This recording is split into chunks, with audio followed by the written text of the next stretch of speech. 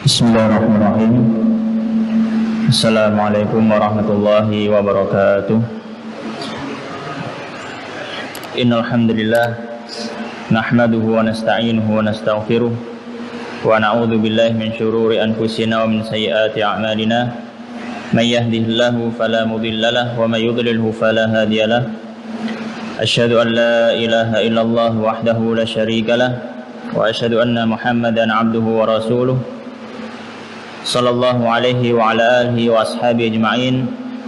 Ya ayyuhalladzina amanu taqullaha haqqa tuqatih wa la tamutunna illa wa antum muslimun. Wa ba'd, fa inna astaqal hadithi kitabullah wa khairal hadi hadi Muhammadin sallallahu alaihi wa ala alihi wa sallam. Wa syarrul umuri muhdatsatuha wa kullu muhdatsatin bid'ah wa kullu bid'atin dhalalah wa kullu dhalalatin finnar. Allahumma 'allimna ma yanfa'una wanfa'na bima 'allamtana. Rabbana zidna ilma warzuqna fahma. Allahumma subhanaka la ilma lana illa ma 'allamtana innaka antal alimul hakim wa tub 'alaina innaka antat tawwabur rahim. Ma'asyiral muslimin jamaah rahimani wa rahimakumullah. Alhamdulillah, malam hari ini Allah Subhanahu wa taala masih mengizinkan kita untuk berkumpul dalam majelis ilmu, melanjutkan kajian kitab Syama'ilun Nabi sallallahu alaihi wasallam, atau yang lebih dikenal dengan kitab Syama'il Muhammadiyah, yang ditulis oleh Imam At-Tirmidzi rahimahullah taala, yang beliau wafat tahun 279 Hijriah. Pada pembahasan kali ini insyaallah kita akan membahas tentang adab makan Rasulullah sallallahu alaihi wasallam. Kita akan membahas tentang hadis-hadis yang berhubungan dengan tata cara makan dan juga makanan Rasulullah sallallahu alaihi wasallam. Faqala al-musannif rahimahullahu taala, babu ma jaa fi sifati akli Rasulillah sallallahu alaihi wa ala alihi wasallam. Bab penjelasan tentang sifat makan Rasulullah sallallahu alaihi wa ala alihi wasallam. Hadis yang pertama dalam bab ini, qala, berkata Imam Tirmidzi rahimahullah taala, anba'ana Muhammad ibnu Bashar haddatsana Abdurrahman ibnu Mahdi an Sufyan an Sa'id ibn Ibrahim an ibni Ka'b bin Malik an abihi, dari sahabat Ka'ab bin Malik radhiyallahu ta'ala anhu. Sahabat Ka'ab bin Malik ini merupakan salah satu sahabat yang mana pernah dihajar oleh Rasulullah sallallahu alaihi wasallam, yang mana ada beberapa orang yang tidak hadir dalam peperangan Tabuk. Di antara sahabat yang tidak hadir adalah beliau ini, Ka'ab bin Malik. Dan beliau sempat dihajar, diboikot dalam artian untuk pendidikan.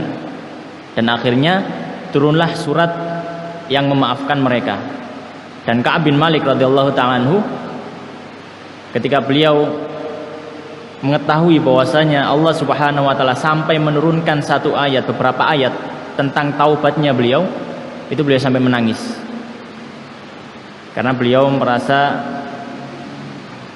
taubatnya diterima oleh Allah Subhanahu wa taala. Beliau mengatakan, anna nabi, bahwasanya Nabi sallallahu alaihi wasallam, kana, adalah beliau, yal'aku, menjilat, asabi'ahu, jari jemari beliau, thalathan, 3 kali. Qala Abu Isa, berkata Imam Tirmidzi, wa rawa ghairu Muhammad bin Bashar, dan telah meriwayatkan selain dari Muhammad bin Bashar hadal hadis ini. Qala, dan beliau mengatakan, yal'aku asabi'ahu thalatha, yal'aku, beliau menjilat, asabi'ahu, jari jemari beliau, ats-tsalatsa, yang 3. Jadi ada beberapa redaksi. Yang pertama, redaksinya salasan sebagai, kalau dalam bahasa Arab disebut maf'ul mutlak, yang menunjukkan bahwasanya Rasulullah itu menjilati jari jemarinya sebanyak 3 kali. Dalam redaksi lain disebutkan ats-tsalatsa sebagai sifat dari asabi, yang maknanya adalah beliau menjilati 3 jari jemari beliau. Maka dari 2 hadis ini bisa kita ambil beberapa faedah, diantaranya bahwasanya Rasulullah SAW ketika makan, salah satu adab yang beliau lakukan adalah ketika selesai makan maka beliau menjilati jari jemarinya. Beliau menjilati jari jemarinya. Dan itu adalah bukan suatu hal yang aib.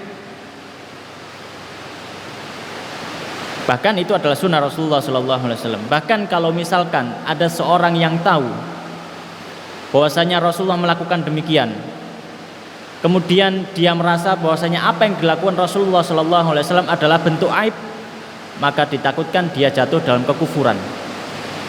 Kenapa? Karena dia sudah membenci salah satu sunnah dari sunnah-sunnah Rasulullah SAW, bahkan ketika dia tahu. Ya.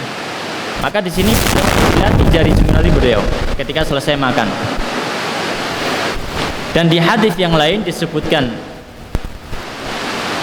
illah atau alasan kenapa sampai seperti demikian. Di antara hadis yang menyebutkan alasannya disebutkan fa innahu la yadri fi ayyatihinnal barakah, karena dia tidak tahu di mana letak berkah makanan itu. Itu yang membedakan kita dengan orang kafir. Ketika mereka makan, orang kafir yang mereka butuhkan adalah bagaimana supaya makanan masuk ke perutnya, bagaimana makanan bisa terasa nikmat di lidah. Tapi orang mukmin ketika makan, yang dia cari adalah berkah makanannya. Itu yang membedakan kita dengan orang-orang kafir. Maka salah satu pembeda yang paling besar antara seorang muslim dengan orang kafir adalah masalah hati dan niat. Makanya dalam peperangan Allah Subhanahu wa taala menghibur orang-orang beriman. Allah Subhanahu wa taala berfirman dalam satu ayat, innakum ta'lamuna kama ta'lamun, innakum ta'lamuna kama ya'lamun. Sesungguhnya mereka itu merasakan sakit ketika dalam perang. Innahum ya'lamuna kama ta'lamun. Sesungguhnya mereka orang-orang kafir itu ketika perang ya sama sakitnya. Kena pukul ya sakit, kena pedang ya terluka, kena panah ya tertusuk, sama sakitnya. Sebagaimana kalian juga sakit. Wa tarjuna minallahi ma la yarjun. Yang membedakan antara kalian dengan orang kafir dalam rasa sakit itu, kalian mengharap pahala dari Allah Subhanahu wa taala, sedangkan orang kafir hanya merasa sakit saja. Maka di antara faedah hadis ini adalah disunahkan ketika seorang makan hendaknya dia menjilati jari jemarinya supaya makanan benar-benar habis. Karena alasan Rasulullah SAW, fa innahu la yadri fi ayyatihinnal barakah, karena dia tidak tahu di manakah letak keberkahan makanan. Kemudian di sini disebutkan salasan, dalam redaksi lain ats-tsalatsa. Kalau redaksi yang pertama salasan sebagai maf'ul mutlak kalau dalam bahasa Arab, yang maknanya adalah menjilati sebanyak 3 kali. Dan dalam redaksi lain disebut ats-tsalatsa sebagai sifat yang maknanya adalah menjilati 3 jari beliau. Maka di sini kita tahu bahwasanya Rasulullah SAW ketika makan beliau menggunakan 3 jari. Maka ketika selesai makan yang beliau jilati adalah 3 jari beliau yang mulia. Karena itu yang digunakan untuk makan. Yang nanti akan ada hadisnya tersendiri. Maka intinya dari hadis ini adalah penjelasan tentang disunahkannya untuk menjilati makanan. Tentu dengan niat, ya, tentu dengan niat mengikuti Rasulullah SAW. Kalau tanpa disertai niat karena kebiasaan, ya tidak mengapa, tapi tidak dapat pahala. Gitu. Baik. Kemudian hadis yang kedua dalam bab ini hampir sama, ya. Haddatsana Al-Hasan bin Ali Al-Khallal, haddatsana Affan, haddatsana Ahmad ibnu Salamah an Thabit an Anas, dari sahabat Anas radhiyallahu ta'ala anhu qala, beliau mengatakan kana Nabi adalah Nabi sallallahu alaihi wasallam idza ketika akala makan ta'aman satu makanan la'iqa beliau menjilati asabi'ahu jari jemari beliau ats-tsalatsa yang 3. Ya. Ini hadis yang semakna dengan yang tadi. Wa haddatsana Al-Husain bin Ali ibn Yazid As-Sudai Al-Baghdadi haddatsana Yaqub ibn Ishaq. Ini hadis yang berikutnya ya. Baik. Jadi dua hadis ini menunjukkan tentang bahwasanya Rasulullah SAW menjilati makanan setelah selesai makan. Karena alasannya keberkahan makanan kita tidak tahu apakah di awal atau di akhirnya atau yang melekat dengan jari kita. Kemudian hadis yang ketiga, haddatsana Al-Husain bin Ali bin Yazid As-Sudai Al-Baghdadi haddatsana Yaqub ibn Ishaq yakni Al-Hadrami haddatsana Syu'bah an Sufyan Ats-Tsauri an Ali bin Al-Aqmar an Abi Juhaifah dari sahabat Abu Juhaifah radhiyallahu taala anhu qala, beliau mengatakan, qala Nabi, bersabda Nabi sallallahu alaihi wasallam, amma adapun ana saya, fala maka tidaklah akulu saya makan muttaki'an dengan bersandar. Ini memberikan faedah yang lain dalam sifat makan Rasulullah sallallahu alaihi wasallam. Bahwasanya beliau sallallahu alaihi wasallam mengatakan bahwasanya beliau ketika makan tidak mau bersandar.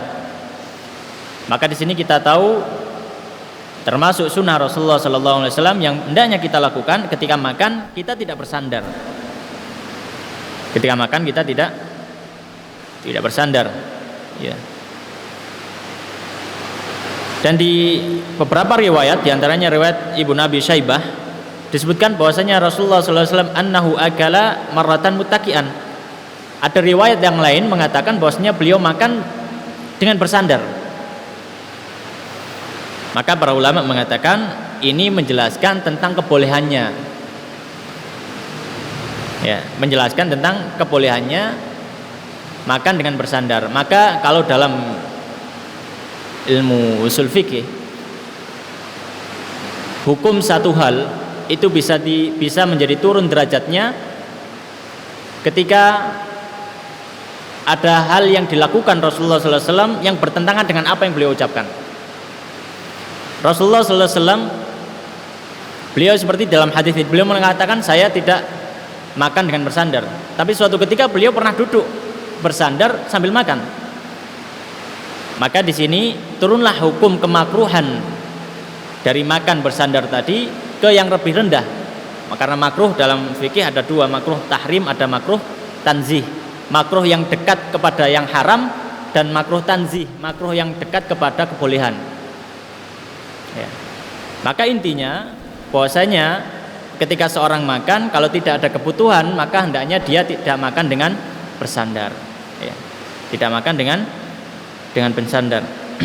Karena termasuk hikmah yang disebutkan oleh para ulama bahwasanya ketika seorang makan dengan bersandar tidak merasa kalau misalkan dia sudah mengisi perutnya dengan penuh, ya.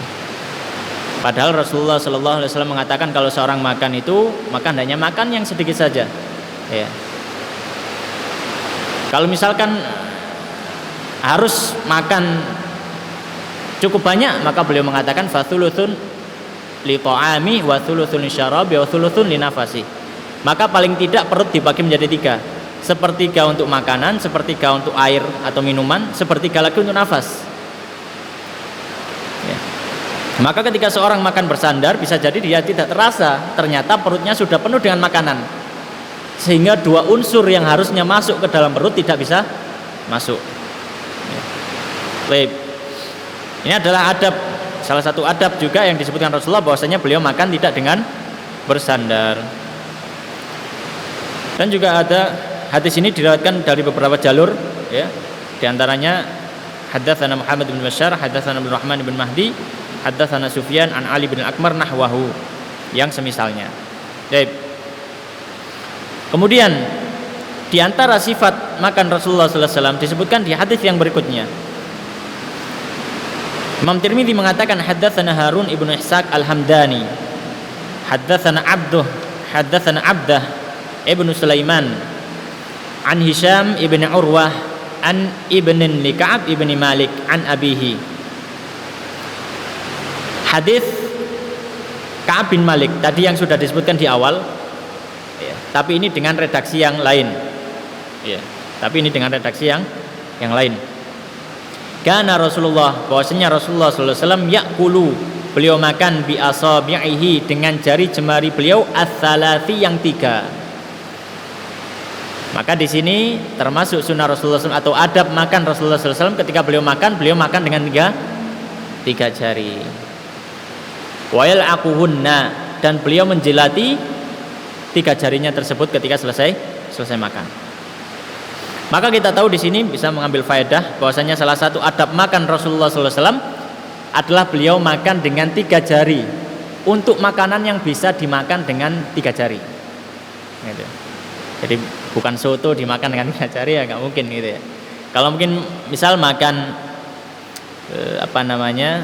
makan ketan atau makan roti yang bisa dimakan dengan 3 jari, maka kita makan dengan 3 jari. Ya. Yeah. Dan Rasulullah SAW beliau tidak pernah makan dengan menggunakan sendok.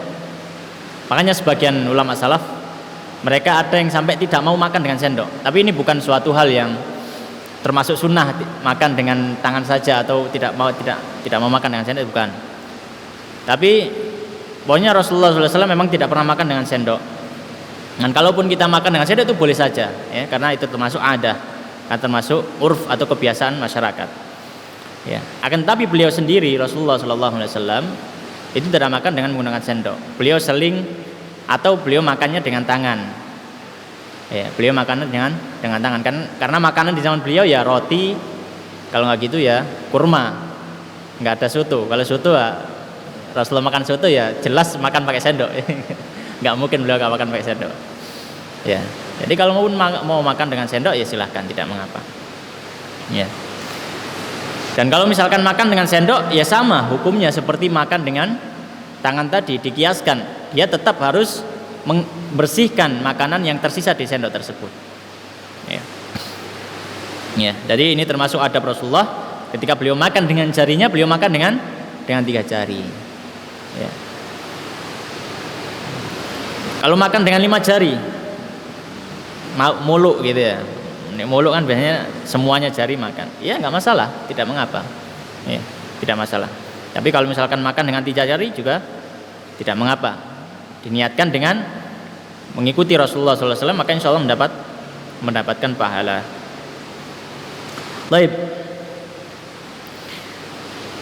Kemudian hadis yang berikutnya, haddatsana Ahmad ibn Mani' qala haddatsana Al-Fadl ibn Dukain qala haddatsana Mus'ab ibn Sulaim qala sami'tu Anas bin Malik yaqul, aku pernah mendengar Anas bin Malik radhiyallahu taala anhu yaqul, beliau mengatakan, utiya Rasulullah, utiya telah didatangkan Rasulullah kepada Rasulullah sallallahu alaihi wasallam bitamrin, dengan kurma. Datang ya, ada kurma di hadapan Rasulullah sallallahu alaihi wasallam. Fara'aituhu, maka saya melihat beliau ya'kulu, beliau memakan kurma. Wa huwa, sedangkan beliau muq'in minal ju'i,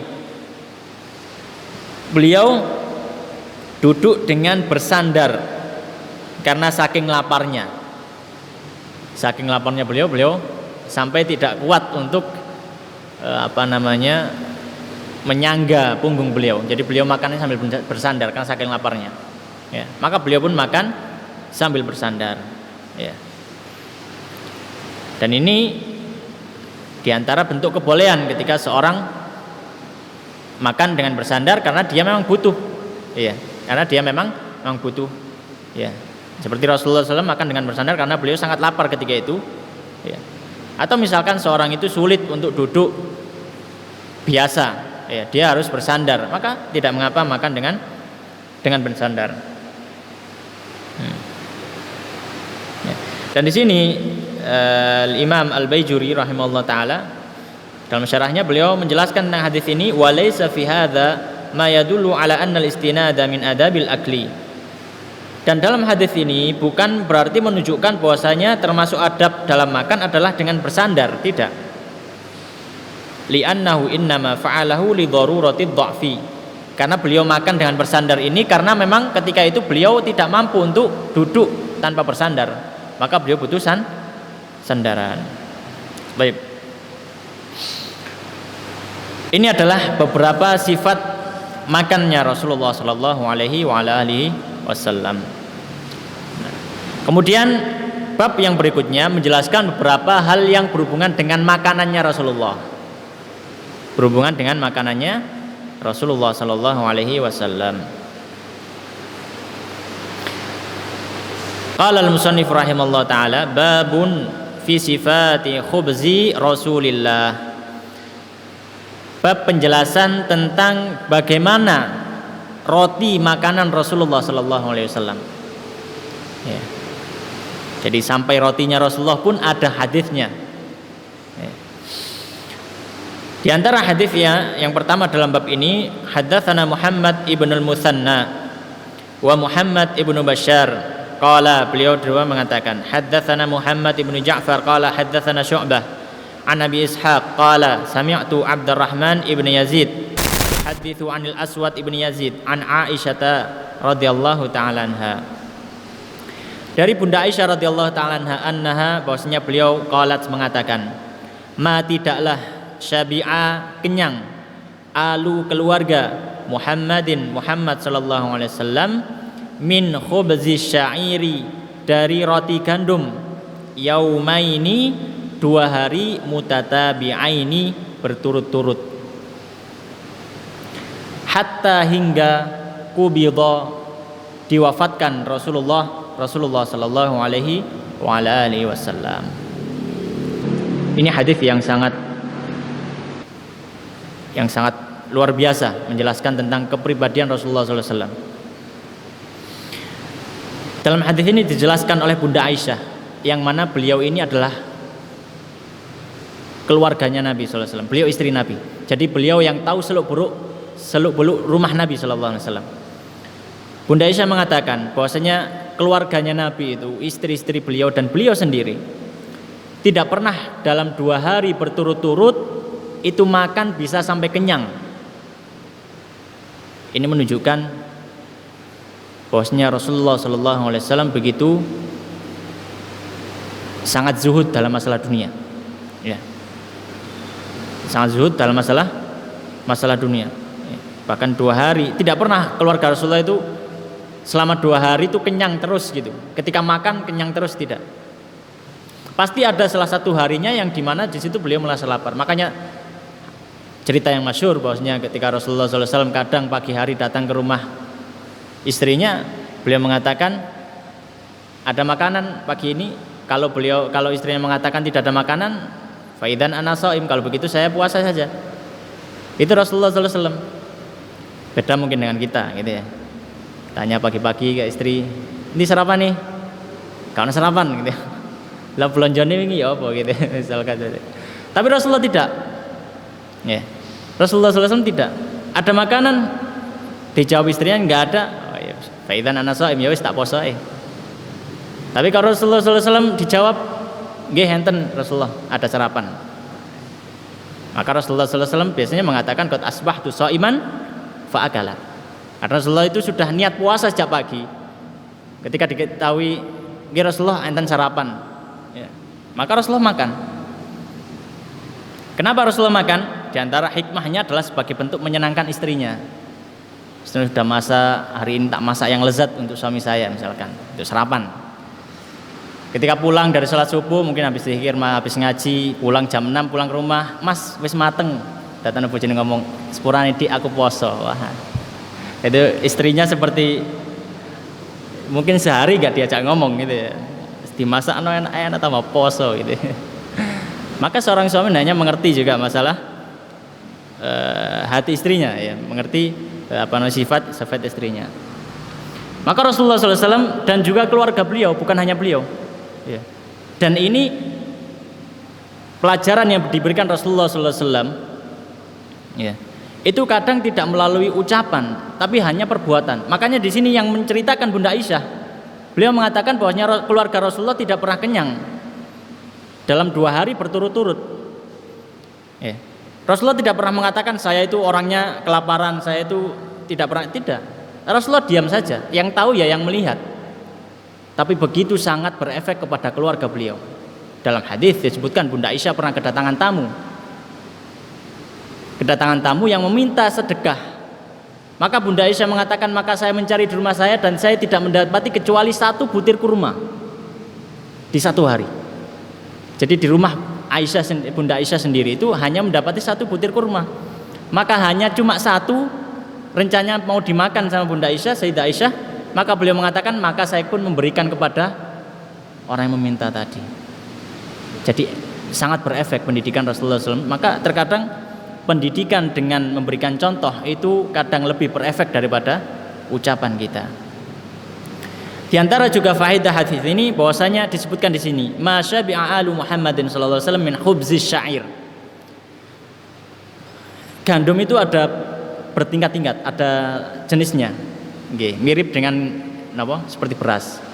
Enten beras bramu, ada beras nampat, ada beras pulen super dan lain sebagainya, macam-macam.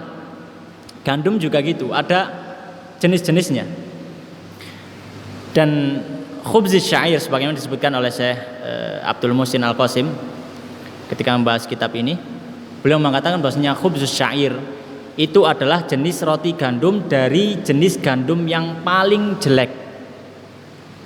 Roti gandum yang paling baik atau kualitas gandum yang paling baik untuk dijadikan roti itu adalah al-bur, khubzul bur. Jadi al-bur itu adalah jenis gandum yang bagus, dan syair itu adalah jenis gandum yang jelek. Maka di sini dikatakan bahwasanya beliau tidak pernah kenyang bahkan dengan roti gandum dengan kualitas yang paling jelek. Bukan makanan yang enak.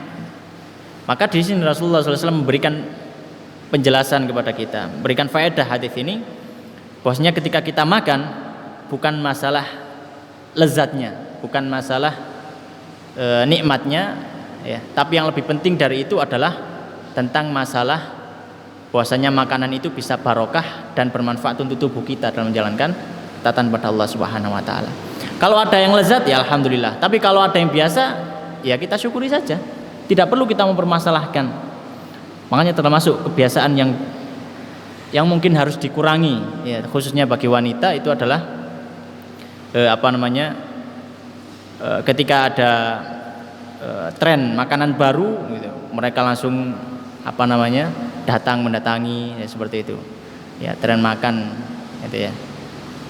Jadi untuk menikmatinya, kalau misalkan punya uang ya tidak mengapa, tapi kalau sampai memaksa-maksakan dan itu mungkin bahkan di-upload di YouTube, di Instagram, ya, untuk jadikan tontonan, ya, jadi makan diperlihatkan pada orang, maka hendaknya dikurangi dan tidak dibiasakan hal semacam ini pada diri kaum muslimin.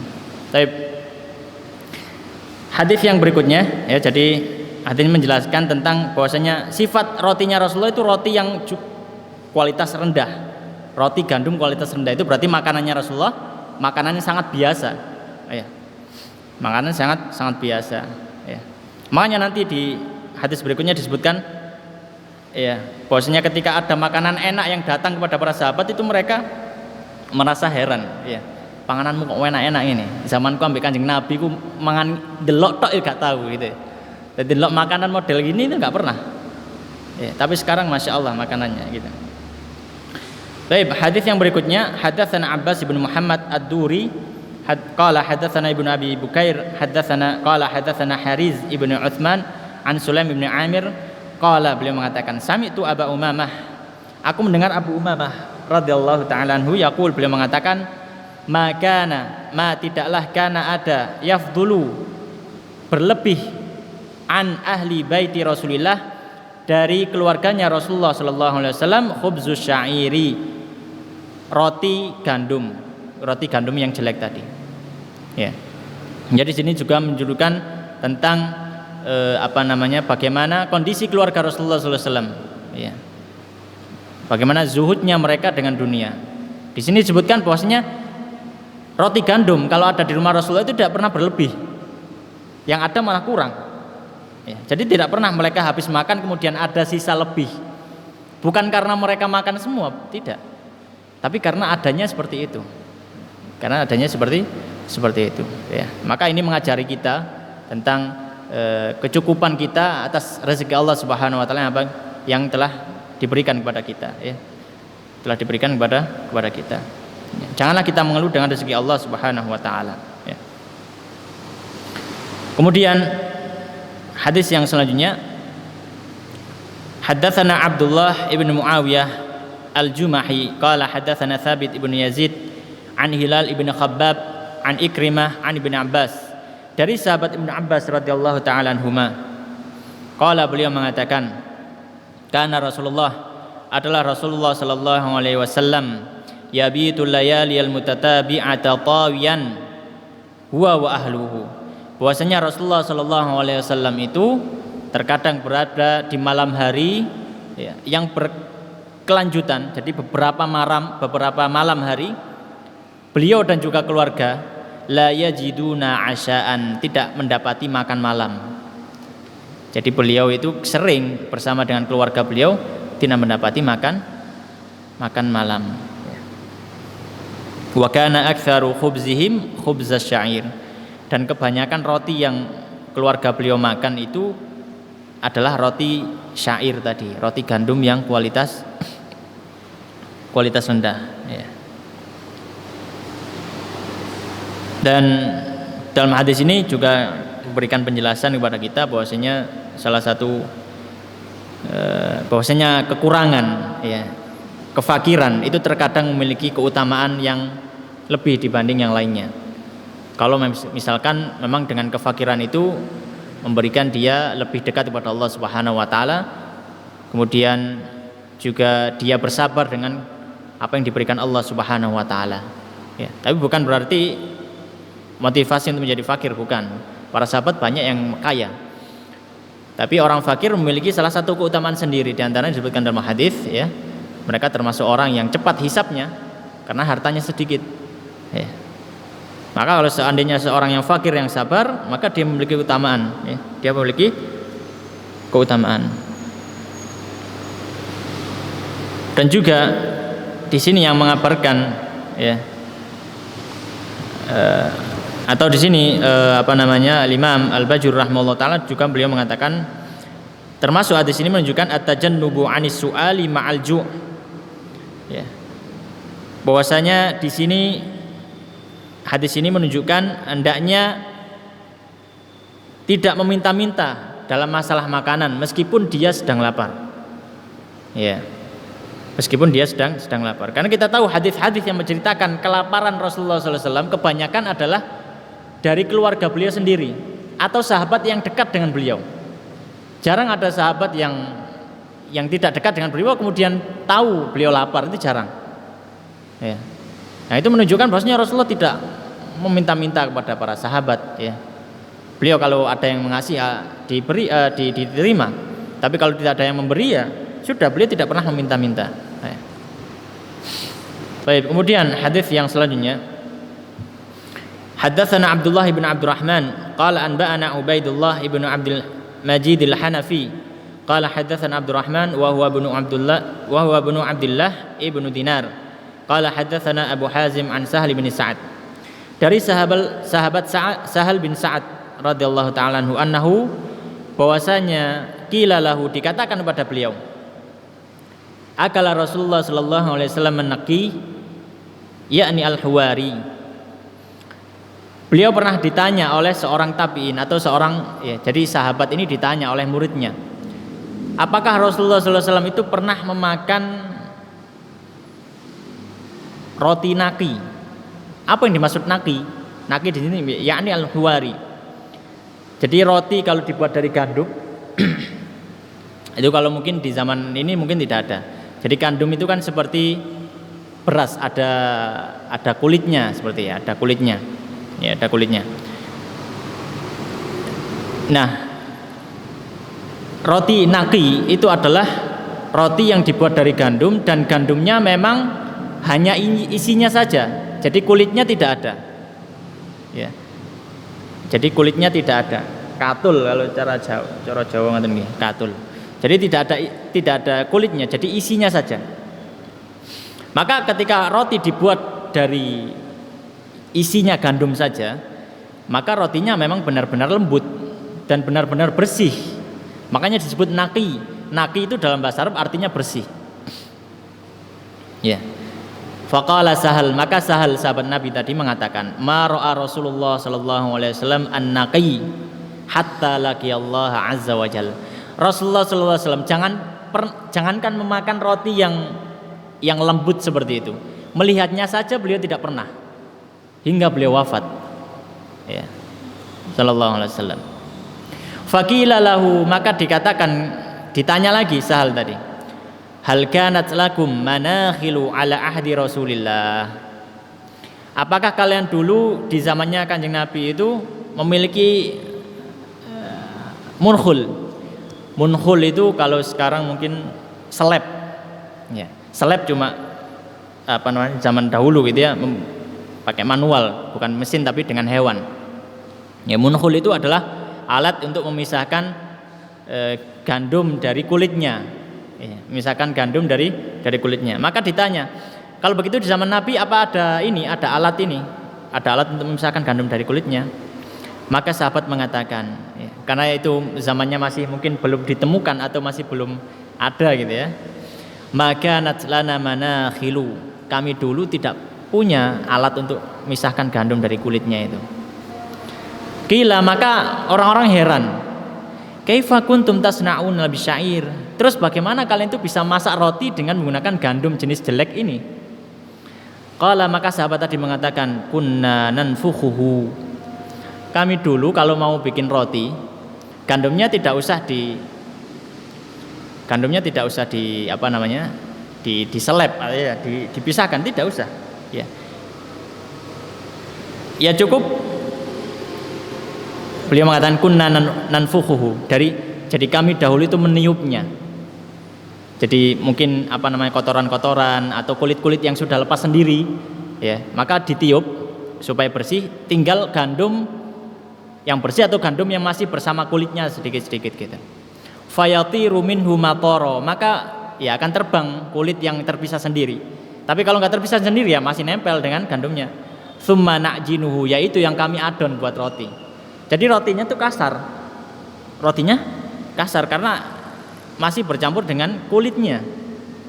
Ya.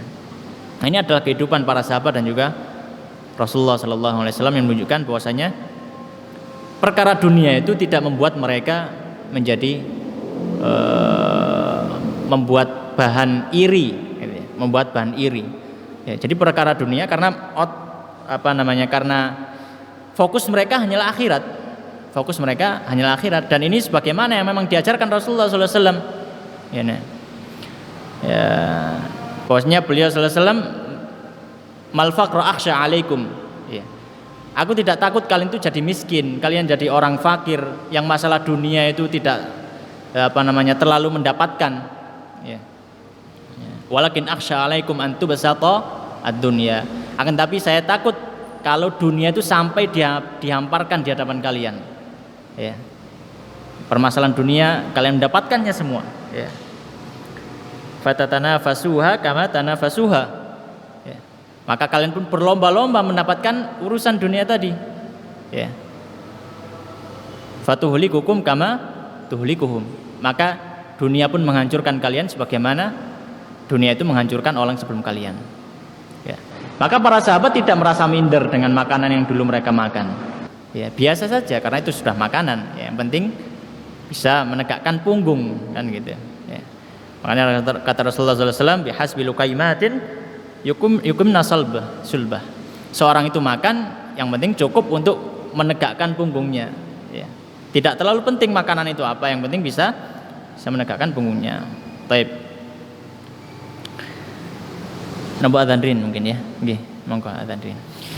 Baik, kita lanjutkan sedikit hadis yang berikutnya.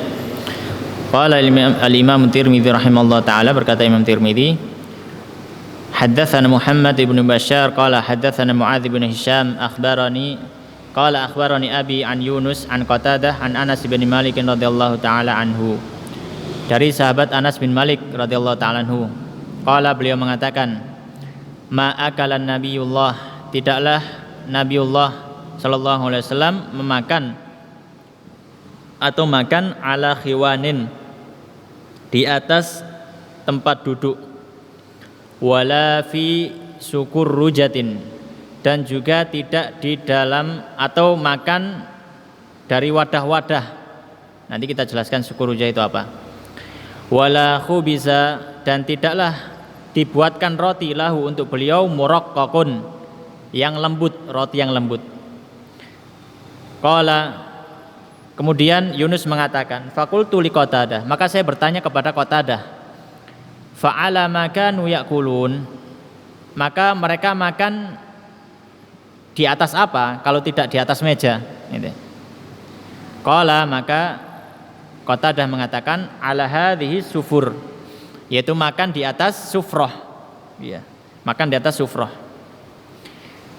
Qala Muhammad bin Bashar, Yunus hadzal ladzi rawa an Qatadah huwa Yunus al-Iskaf. Ya, ini penjelasan tambahan tentang perawinya. Jadi hadis ini menjelaskan tentang bagaimana cara Rasulullah SAW makan. Di antaranya beliau mengatakan, Anas bin Malik mengatakan bahwasanya Nabi itu tidak pernah makan di atas kursi. Berarti di atas meja makan. Ya, di atas meja makan.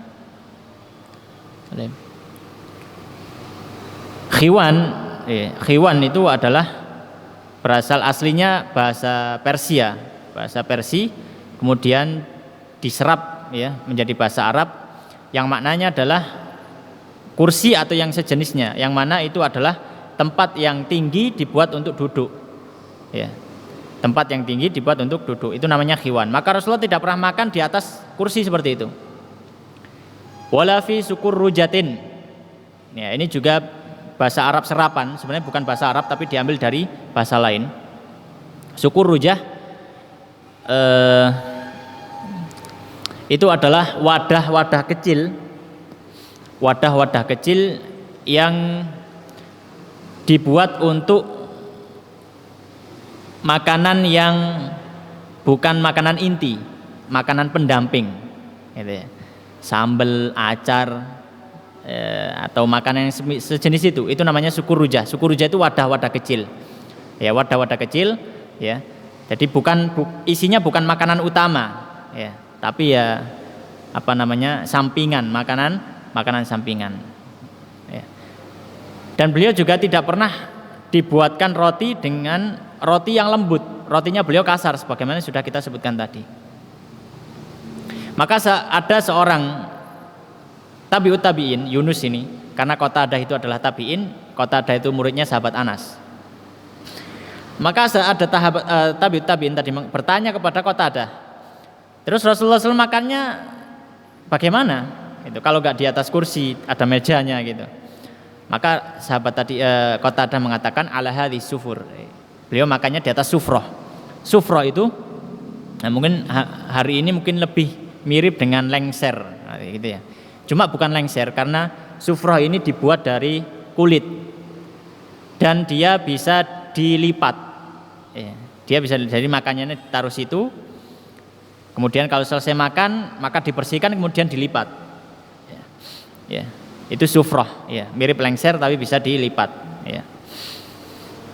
Nah, dalam hadis ini ada penjelasan juga bahwasanya Rasulullah SAW tidak pernah makan di atas kursi atau meja, ya, di atas meja atau kursi, ya. Karena di antara hikmahnya, karena kehidupan beliau di Madinah gitu ya, memang kehidupan yang banyak kekurangannya, ya, banyak kekurangannya. Tapi itu bukan menjadi ukuran, ya, bukan menjadi ukuran kebahagiaan. Maka salah kalau kita mengukur kebahagiaan dengan masalah dunia, ya. Jadi Rasul tidak makan di atas meja kursi, tidak, ya. Dan apakah boleh makan di atas meja kursi? Boleh, ya, silakan kalau misalkan mau makan di atas meja kursi. Tapi kalau misalkan diiringi dengan kesombongan, ya, dengan kesombongan, ya, maka tentu tidak boleh, ya. Bukan meja kursinya yang membuatnya tidak boleh, tapi kesombongannya, ya, kesombongannya. Dan juga Rasulullah SAW juga tidak pernah makan dengan berbagai macam wadah-wadah kecil, syukur rujah. Kenapa? Karena Rasulullah itu kalau makan ya hanya satu jenis saja. Kadang ditambahi 2 jenis, gitu ya.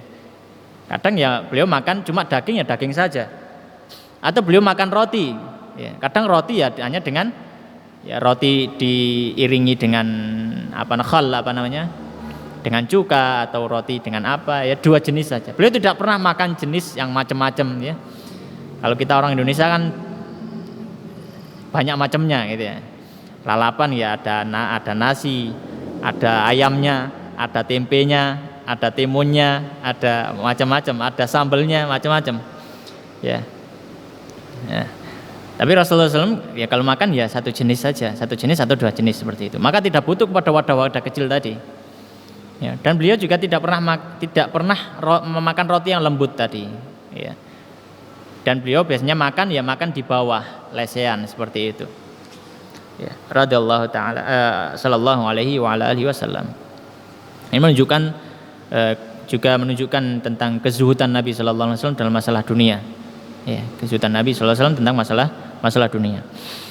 Hadis yang selanjutnya, hadatsana Ahmad ibn Mani' qala hadatsana Abbad ibn Abbad al-Muhallabi an Mujalid an Sya'bi an Masruk qala, dari Masruk qala beliau mengatakan dakhaltu ala Aisyata, aku pernah bertemu atau bertamu kepada Bunda Aisyah, fada'at li bi ta'amin, maka beliau pun memberikan aku makanan, wa qalat, dan Bunda Aisyah mengatakan ma asba'u min ta'amin fa asya'u an abkiya illa bakaitu.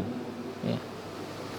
Bunda Aisyah mengatakan ketika memberikan makanan tadi bahwasanya tidaklah aku pernah kenyang dari satu makanan. Ya. Jadi beliau memang dulunya sering lapar ya, bersama Rasulullah SAW. Tidak aku pernah kenyang dengan satu makanan. Ya. Sehingga aku bisa menangis. Ya. Dan aku menangis ya, sampai menangis seperti itu. Qala, maka Masruk tadi berkata, qultu lima, kenapa? Ya. Qalat, ya.